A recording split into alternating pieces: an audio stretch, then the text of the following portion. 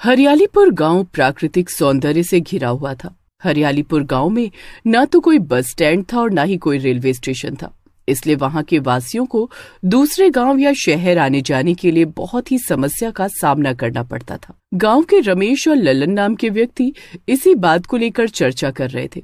ललन रमेश से बोलता है, अरे रमेश भाई, हम दोनों 30 साल के हो गए हैं और आवारा सांड की तरह गांव में घूमते रहते हैं, मगर अभी तक हम दोनों का विवाह नहीं हुआ। लल्लन भाई, अरे विवाह कहाँ से होगा? हमारे गांव में ना तो बस स्टैंड है और ना ही कोई रेल। सही कह रहे हो, इसी वजह से हमारे गांव में दूसरे गांव से रिश्ते भी नहीं आते। लल्लन की बात सुनकर रमेश गुस्से से बोलता है, और हमारे गांव की लड़कियां तो हम दोनों को घास ही नहीं डालती। वो तो अपने आप को ऐश्वर्या राय और दीपिका पादुकोण समझती हैं। और हमारे गांव का मुखिया भी एक नंबर का नकारा है। चलो चलकर आज मुखिया से इसी बारे में बात करते हैं। लल्लन और रमेश मुखिया के घर पर चले जाते हैं। मुखिया के घर के बाहर उसकी बेटी राधा खड़ी होती है। राधा उन दोनों को देखकर चौंक जाती है और कहती है, तुम दोनों निकम्मे आवारा सांड मेरे घर के बाहर क्या कर रहे हो? राधा को देखकर लल्लन और रमेश छिछोरी भरी नजरों से राधा को देखने लगते हैं। लल्लन मुस्कुराते हुए राधा से कहता है, हम दोनों तुम्हारे पिता मुखिया से बहुत जरूरी बात करने आए हैं। तुम्हें मेरे पिता से क्या काम पड़ गया? दरअसल हम दोनों मुखिया जी से विवाह की बात करने आए हैं। ये सुनकर राधा बुरी तरह से क्रोधित हो जाती है। तभी राधा की माँ चंपा, जो कि उन दोनों की बातें घर के अंदर से सुन रही होती है, बाहर आ जाती है। तुम दोनों आवारा बैल, तुम्हारी हिम्मत कैसे हुई ये सोचने की कि मैं अपनी बिटिया का विवाह तुम दोनों में से किसी एक से करूंगी? मुखिया जी से मिलना है तो वो सुबह सुबह खेत में मिलते हैं। रमेश और लल्लन वहाँ से मुंह लटकाकर अपने अपने घर की ओर चल देते हैं। कुछ दूर जाकर रमेश लल्लन से बोलता है, खाया पिया कुछ नहीं और गिलास तोड़ा 8 आना, मुफ्त का थप्पड़ पड़ गया।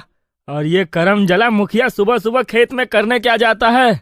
करने क्या जाएगा, गया होगा पेट हल्का करने। इधर हरियालीपुर गांव का मुखिया अपने खेत से बाहर निकला ही था कि तभी वहां पर एक कार आकर रुक जाती है। कार के अंदर से एक सुंदर लड़की और एक सज्जन दिखने वाला पुरुष बाहर आ जाता है। सुंदर लड़की मुखिया की ओर देखकर कहती है, हेलो, मेरा नाम सौम्या है। क्या आप ही हरियालीपुर गांव के मुखिया हैं? और मेरा नाम अभिमन्यु है। मुखिया सौम्या को छिछोरी भरी नजरों से देखने लगता है।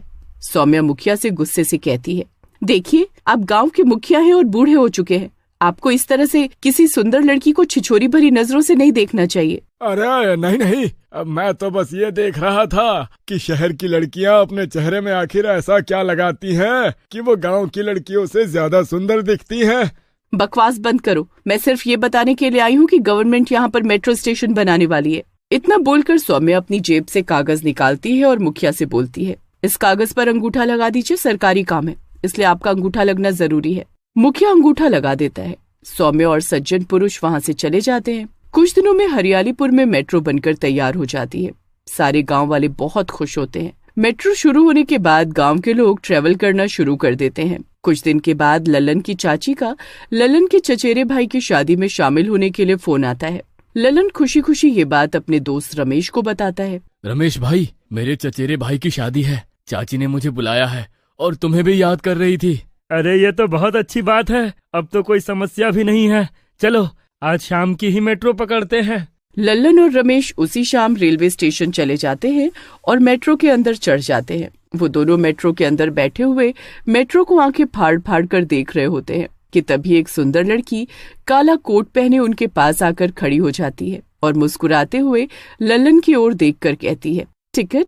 लल्लन सुंदर लड़की को देखकर कहता है, अरे मुझे तो पता ही नहीं था कि मेट्रो स्टेशन पर टीटी लड़कियां होती है। लल्लन इतना कहता ही है कि तभी सुंदर लड़की चुड़ैल में बदल जाती है।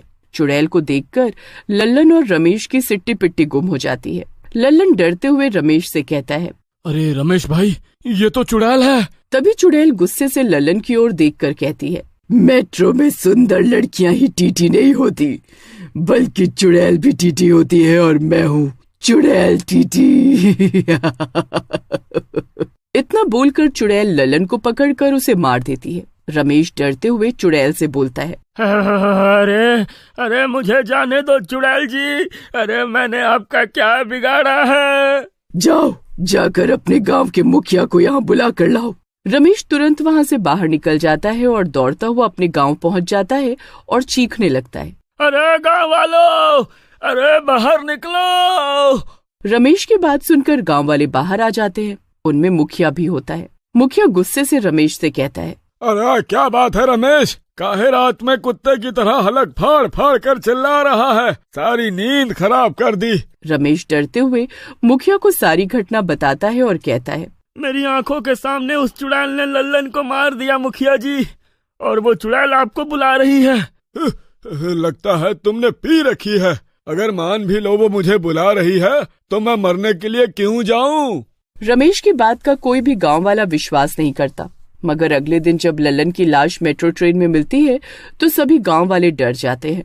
उस दिन के बाद हरियालीपुर गांव का कोई भी इंसान मेट्रो ट्रेन में चढ़ता तो चुड़ैल टीटी बन उसके पास पहुंच जाती और उसे मार देती है, और जिसे नहीं मारती उससे यही कहती कि मुखिया को बुला कर लेकर आओ। कुछ ही दिनों में मेट्रो स्टेशन पर सन्नाटा छा जाता है और लोग डर की वजह से मेट्रो में यात्रा करना बंद कर देते हैं। कुछ दिनों बाद हरियालीपुर गांव में अभिमन्यु नाम का एक व्यक्ति जो सौम्या के साथ मुखिया से मिलने आया था, एक साधु को लेकर आता है और सारे गांव वालों को एकत्रित करके कहता है, मेट्रो बंद होने से सरकार को बहुत नुकसान हो रहा है। मुझे पता चला कि मेट्रो ट्रेन के अंदर एक चुड़ैल का वास हो गया है, इसलिए मैं एक साधु को यहाँ पर बुला कर लाया हूँ। तभी वहाँ पर रमेश आ जाता है और अभिमन्यु से कहता है, और वो चुड़ैल जिसे छोड़ देती है उससे यही कहती है कि मुखिया को बुला कर लेकर आओ। ये सुनकर साधु चौंक जाता है और मुखिया की ओर देखकर बोलता है, चलो मुखिया मेरे साथ, मैं भी देखता हूँ कि वो चुड़ैल तुम्हें क्यों बुला रही है। अरे नहीं नहीं, अब मैं नहीं जाने वाला। चिंता मत कर मुखिया, मेरे होते हुए वो चुड़ैल तेरा बाल भी बांका नहीं कर सकती। साधु मुखिया को जबरदस्ती मेट्रो ट्रेन में ले जाता है और पीछे पीछे सभी गांव वाले भी आ जाते हैं। तभी वहां पर डरावनी डरावनी आवाजें आने लगती हैं और चुड़ैल टीटी सामने आ जाती है, लेकिन मुखिया को देखकर चुड़ैल की आंखों में खून उतर आता है। तभी साधु चुड़ैल से बोलता है, आखिर तू मुखिया को क्यों बुला रही है और तू इन गांव वालों को क्यों मार रही है? मेरा नाम सौम्या है, मैं ट्रेन के अंदर बैठी हुई थी। अचानक ये छिछोरा मुखिया ट्रेन के अंदर घुस आया और मेरे साथ छेड़खानी करने लगा। मैं बचने के लिए भागी मगर मेरा पैर फिसल गया और मैं मर गई। मुखिया ने मेरी लाश झाड़ियों में फेंक दी और मैं चुड़ैल बन गई। चुड़ैल बनने के बाद मैं टीटी बनकर लोगों को मारने लगी क्योंकि मेरा मकसद मुखिया को मारना था। ये सुनकर साधु गुस्से से कहता है, अपना बदला पूरा कर ले चुड़ैल। चुड़ैल मुखिया को तुरंत पकड़कर मार देती है। अभिमन्यु रोते हुए चुड़ैल से कहता है, मैं तो यही समझ रहा था कि तुम शहर वापस चली गई हो, अब तुम इन गांव वालों को छोड़ दो। ठीक है, झाड़ियों में मेरी लाश पड़ी हुई है, मेरी लाश का अंतिम संस्कार कर दो, मुझे मुक्ति मिल जाएगी।